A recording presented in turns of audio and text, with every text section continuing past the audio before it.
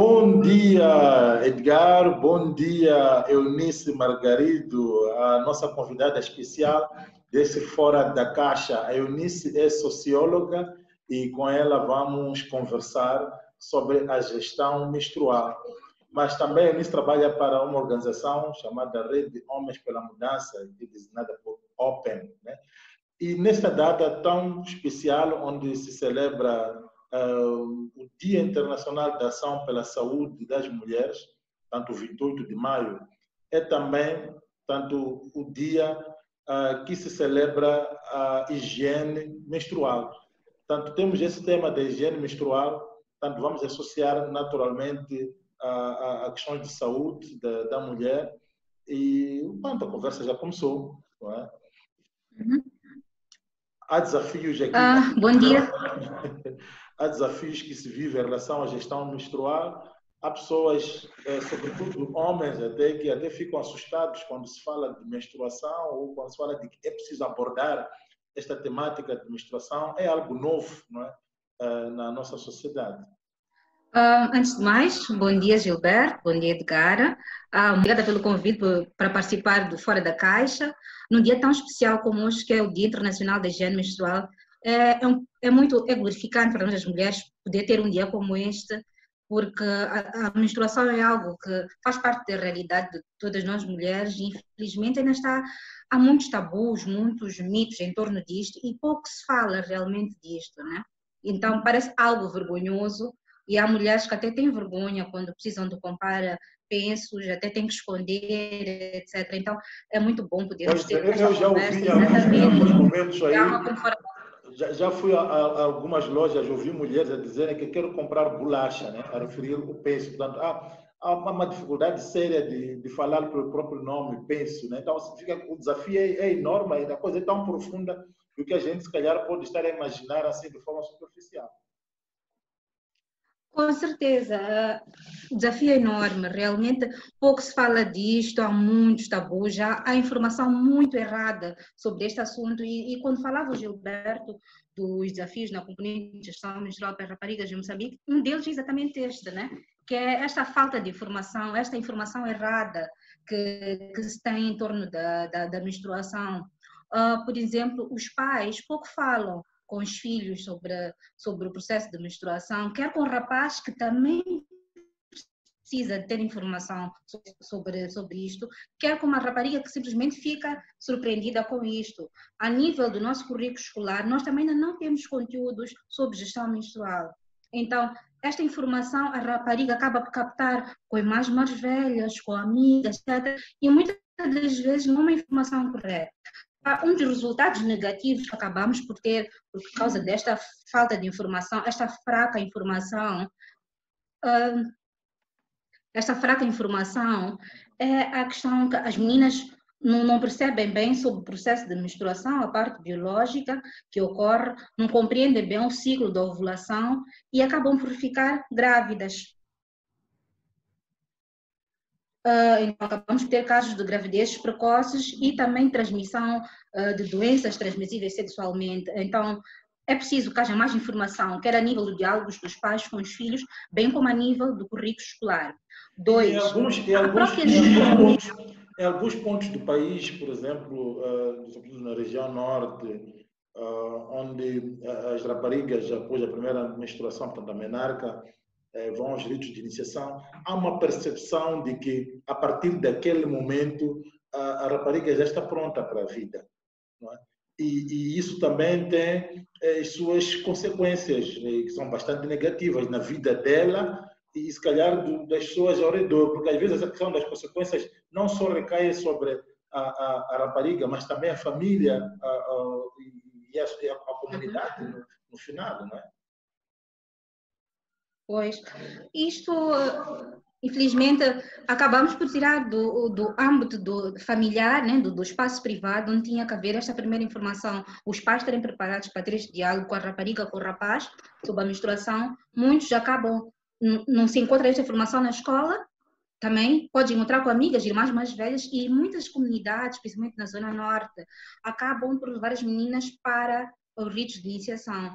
Aqui, elas, quando saem, a informação que têm é que já estão preparadas, já são adultas e que já podem manter relações sexuais, às vezes até desprotegidas, e também muitos pensam que ela já está preparada para poder casar. É onde temos as uniões prematuras e que já sabemos as consequências todas negativas das uniões prematuras, com as gravidezes precoces, temos as fístulas, por vezes mortes maternas, o próprio bebê acaba por nascer morto e a própria comunidade não desenvolve. Então, tudo começa, a questão da gestão menstrual parece uma coisa tão pequenina, mas se nós não trabalharmos realmente numa informação correta para as meninas, acabamos por ter desafios muito mais amplos para todo o país. Edgar, parece que esse assunto não diz, apesar de ser o gestão menstrual, é uma questão que não diz respeito somente às meninas. Nós, rapazes, não é, Edgar? Esse assunto é importante que nós tenhamos um amplo conhecimento sobre isto, porque até temos um papel bastante importante aqui. É sim fundamental o envolvimento dos homens nesse processo, porque o não envolvimento ele acaba perpetuando o estigma, a vergonha, todos os preconceitos que existem em volta da menstruação. Infelizmente, realmente, como disse Eunice, a gente não discute menstruação. Nunca ninguém falou comigo sobre menstruação. Aliás, se não se fala com as meninas, imagina então o que significa falar com os homens. Então, nem as próprias meninas, as mulheres se sentem assim abertas para, inclusive, conversar este assunto com os homens. E infelizmente, a menstruação para muitas raparigas aparece como uma surpresa. Enfim, algumas começam a achar que estão doentes. Enfim, imagine aos 10, 11 anos, de repente eu vejo um sangramento na minha vagina. É algo constrangedor se eu não sou preparado antes. Então, eu penso que sim, como diz Eunice, é fundamental esse preparo, é fundamental essa conversa para superar essa vergonha, primeiro consigo mesmo, como mulher. Porque, olha, se eu tenho conhecimento, eu consigo fortalecer a minha autoestima. Se eu não tenho informação, se eu não tenho conhecimento, aquilo aparece para a minha vida como algo vergonhoso, enfim. Agora, realmente, quem inclusive perpetua essa vergonha são também os rapazes. É por isso que é fundamental que eles sejam envolvidos, porque envolvendo rapazes no diálogo sobre a menstruação, a gente consegue desmistificar todos os tabus, todos os preconceitos, toda a vergonha em volta da menstruação. A gente busca conhecer mais a respeito e passa a não considerar este assunto como apenas de mulheres, é também assunto de homens. Se a gente, como homens e rapazes, ter conhecimento sobre a menstruação, suporte emocional, psicológico, para as mulheres e raparigas, entendendo o ciclo menstrual, porque a gente sabe que o processo menstrual, o ciclo menstrual em si, ele traz muitas alterações no corpo. Enfim, esse processo de mudança hormonal traz alterações. Temos a TPM, enfim. Então, em vez de aparecermos lá para julgarmos, achar essa histérica, essa que muda do humor, essa não sei o que, essas mulheres, não. A gente aparece com um papel diferente, um papel de suporte. Como namorado, como irmão, como parceiro, como amigo, a gente pode ter um contributo diferente. E, por último, por enquanto, é que também se a gente aparece discutindo como homens e rapazes sobre a menstruação,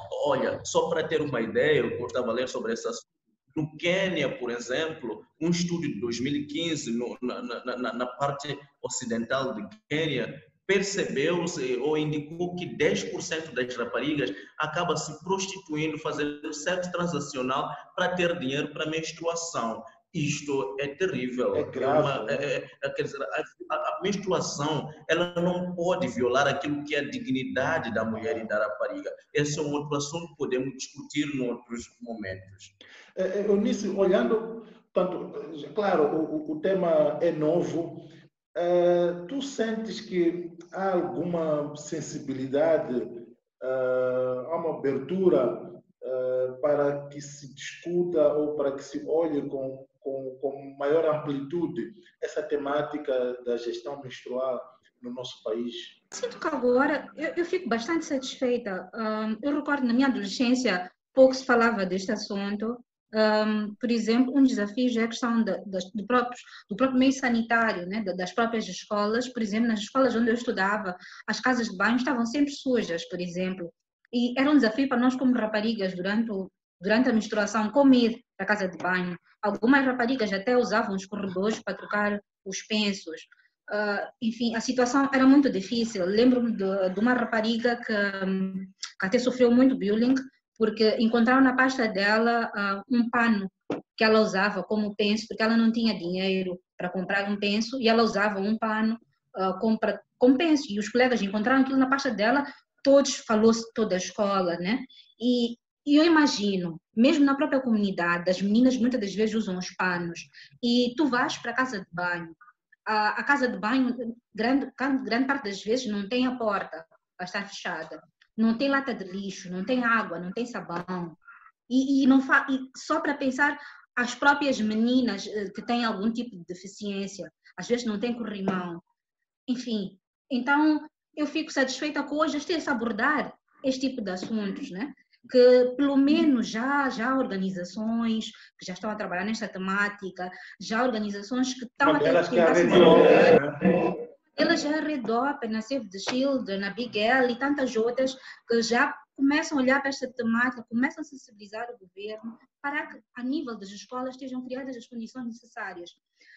Também está e a resposta a nível do setor de educação, porque isto já estamos a olhar para a questão das políticas públicas, não é? Elas têm que ser muito assertivas, devem responder exatamente, não é? Efetivamente a essa questão.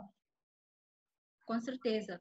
A nível da orçamentação, ao construir-se o modelo de escola, é preciso ter em conta essa questão da higiene menstrual, é preciso ter em conta escolas que realmente tenham as condições todas para que as raparigas se sintam seguras, sintam que possam lá estar, que as raparigas com deficiência também estejam inclusas.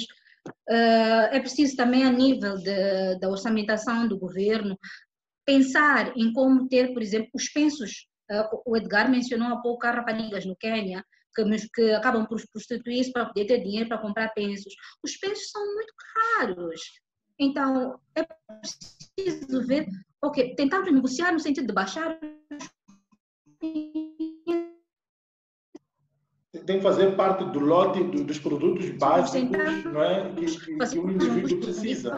Pensos a nível local, sim, pois. Hoje há iniciativas para produzir pensos a nível local, com panos, com algodão, etc. Enfim, temos que ter uma resposta no sentido de realmente baixar os custos para as comunidades dos pensos e dos mecanismos, né, para a higiene menstrual. E também a nível do currículo escolar, é importante incluir conteúdos sobre higiene menstrual, para que ela não seja surpreendida, para que os rapazes não sejam surpreendidos, para que eles não façam bullying com essas meninas, porque a nível de educação ela enfrenta muitos desafios depois.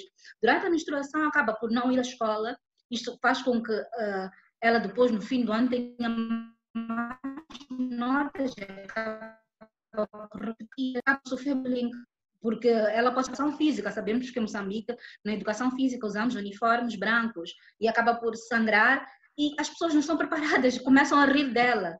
Então, é preciso também termos as condições necessárias em termos de pensos acessíveis, e, enfim, então temos de trabalhar, em termos de desafios, temos de trabalhar em 3 vertentes. Na componente da autoestima das raparigas, na componente de ter informação para os rapazes e raparigas sobre a gestão menstrual e termos as condições sanitárias nas escolas necessárias, e uma quarta é a questão de tentar reduzir os custos dos pensos e outras alternativas, tal como os calcinhas laváveis, etc. Desde que começamos este Fora de Caixa, da Caixa, estamos a falar de assuntos que pouco são abordados na sociedade.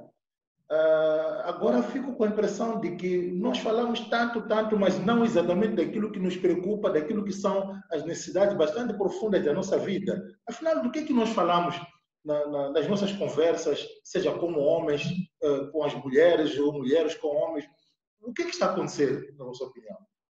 Olha, particularmente a menstruação, eu penso que, é um tema realmente muito desafiante, em particular, porque há toda uma construção negativa. Se a gente for a pegar muitas histórias das religiões, ou a menstruação, por exemplo, no cristianismo, é vista como uma condenação de Deus, entende? Aquela mulher que induziu o homem ao pecado, então terá que ver esse ciclo como punição mensalmente. Então há todo um estigma. No Islão, por exemplo, a mulher que está menstruada, ela não pode jejuar, entende? Então, e socialmente há também outras construções. Essa mulher não pode dormir com este homem, não pode cozinhar, não pode ter relações sexuais. Então, há um conjunto de coisas. Alguns países, por exemplo, o Nepal, há algumas partes do Nepal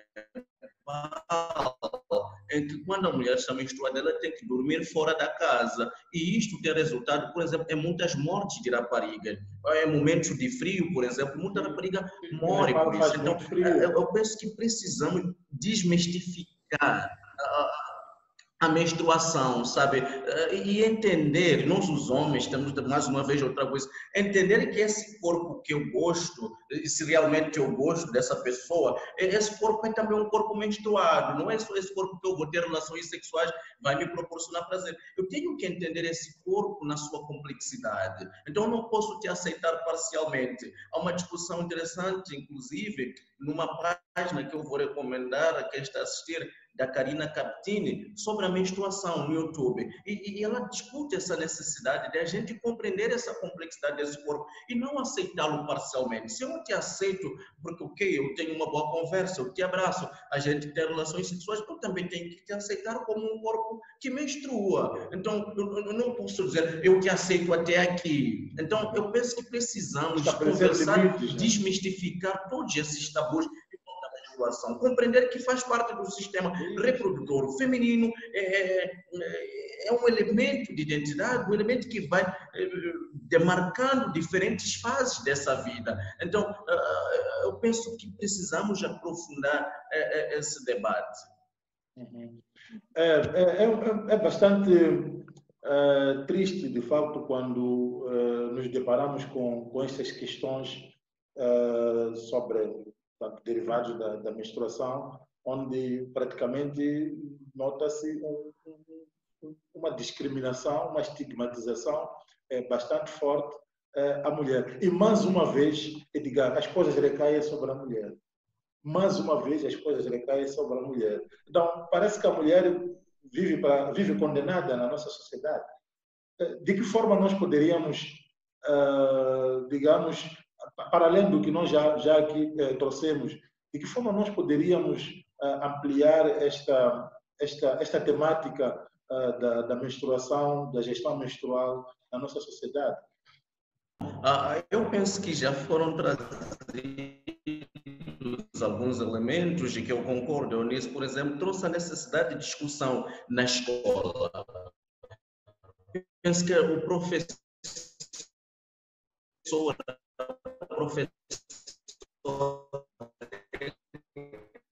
convidada para discussão comigo, né? Complexidade. Então, penso que vale a pena discutir, ter um professor, não aquele como que vai reforçar o estigma, ter a professora, não aquela que vai reforçar o estigma em volta da está em menstruação. Então, eu penso que é fundamental a gente trazer isso. Olha, tivemos um caso, acho que ano passado, num dos países da África Oriental, enfim, em que uma menina suicidou-se. Todos os estudantes, todos os alunos em volta também vão gozar dessa rapariga. Então, veja só esse caso extremo em que eu me suicido porque a minha menstruação escola. Eu acho que é uma coisa muito trágica para pleno século XXI. É preciso discutir isso. Outro elemento, eu penso que vale a pena, é sim a gente dar todo o suporte psicológico e emocional. É também a gente discutir, conversar sobre o assunto abertamente, como estamos a fazer assim. E, como disse, eu penso que Gilberto disse isso antes, a gente precisa trazer, por exemplo, o penso como um elemento do cotidiano. Da mesma forma que eu vou fazer rancho das coisas do dia a dia, enfim, eu penso, preciso também de ter o preço disponível, né? E a um preço que seja realmente acessível. Eu não preciso fazer isso no cotidiano. Temos os tampões. temos os tampões, temos, enfim. Então, preciso trazer isto no cotidiano. Eu como pai, eu como parceiro, ou seja lá o que for, eu preciso comprar, disponibilizar para a mulher que se encontra no meu circuito, que se encontra na minha casa. E já num debate bem mais profundo, a gente precisa fazer o que o Eunice falou a nível da África sobre a redução das taxas os produtos de gestão menstrual. São muito caros. Eu me lembro agora de um post da Alice, que estivemos a conversar com ela há umas semanas Alice Ambrosé. atrás, é que ela fazia cálculos do pressário dos produtos e o quão era custoso anualmente. E imagine para a nossa sociedade em que as pessoas vivem abaixo da linha da pobreza, sem recursos, como é que a gente gera o ciclo menstrual? Significa expõe essa menina à vergonha, a gente viola a dignidade. Eu penso que o Estado viola a vergonha. E que seja um elemento de dignidade minha. Do contrário, é uma profunda violação dos direitos humanos das mulheres raparigas. Muito bem. Eunice, algumas palavras, tanto para terminarmos o Fora da Caixa de hoje em relação à questão da menstruação, gestão menstrual, e depois, Edgar, acho que vamos ter que fazer algum desafio para a sociedade. Tranquilo. Eunice. Sim. Bem, quando eu olho para o nosso cenário, para tudo que nós estivemos aqui a conversar, e essa questão mesmo dos mitos, etc., tudo que a rapariga sofre, né, por causa de uma fraca, né, gestão menstrual, em termos de alternativas que nós temos são incluir a gestão menstrual no currículo escolar, reduzir as taxas para compras de produtos de higiene menstrual, também criar alternativas a nível local, a nível das comunidades, como fazer oficinas com as raparigas e rapazes para a produção de pensos laváveis a nível local, com materiais acessíveis. É preciso também que as escolas tenham a componente do próprio saneamento do meio, né? Com portas nas casas de banho, água, sabão, etc. Todas as condições necessárias para que ela sinta-se segura e sinta que eu posso continuar a ir à escola mesmo estando com menstruação. Temos que ter mais diálogo com raparigas e rapazes, com os professores também, para que não haja bullying para as meninas durante a menstruação e que os rapazes possam ser uma fonte de apoio para as meninas durante este período, né? Elas às vezes isolam-se na sala, pode estar com TPM, etc. Ele pode aproximar-se, procurar apoiar, né? Conversando com então, ela. é preciso também, pois, sim, é preciso também desfazer estes mitos, né, que acabam por contribuir para gravidezes precoces, casamentos prematuros, etc., que estão em torno da gestão menstrual, os tabus também, para que ela sinta. Eu, por exemplo, só há pouco tempo, eu sou da religião muçulmana, e fala-se que a mulher, quando está menstruada, não pode participar de uma cerimônia fúnebre porque está impura. Só há pouco tempo eu dei-me conta que não, mas isto é um mito. Então, há muita informação que nós temos que trazer, criar normas positivas, né, sobre a higiene menstrual e desfazer estes mitos, né, mitos e tabus em torno da menstruação. Muito bem, muito obrigado, Eunice, que é socióloga, esteve conosco neste Fora da Caixa, mas aí quero deixar um desafio para os homens, acima de tudo. Vamos, durante os próximos dias, conversar com as nossas parceiras, com as nossas filhas, com as nossas sobrinhas, sobre a gestão menstrual. Então, depois partilhe o que aconteceu, partilhe então o feedback dessa conversa conosco nos próximos dias aqui, através da nossa plataforma WhatsApp, não, Facebook, Twitter, também estamos no Instagram e no YouTube. Edgar, gostaria de deixar algum desafio tanto para a sociedade? Um desafio que eu deixaria para os homens, para agregar a este, é comprar algum produto de higiene menstrual para a sua filha, sobrinha, esposa, sei lá, enfim, uma mulher que está na sua vida. Compre algum material. Pergunta até, inclusive, se puder ou se souber, não precisa perguntar, mas se não souber, pergunta a ela qual é que ela usa, qual é que lhe deixa mais confortável, enfim, diante das diferentes possibilidades que existem. E compra para ela, disponibiliza em casa. Este é o desafio. Muito bem. Muito obrigado, então. Até ao próximo Fora da Caixa. Até lá. Obrigada, tchau.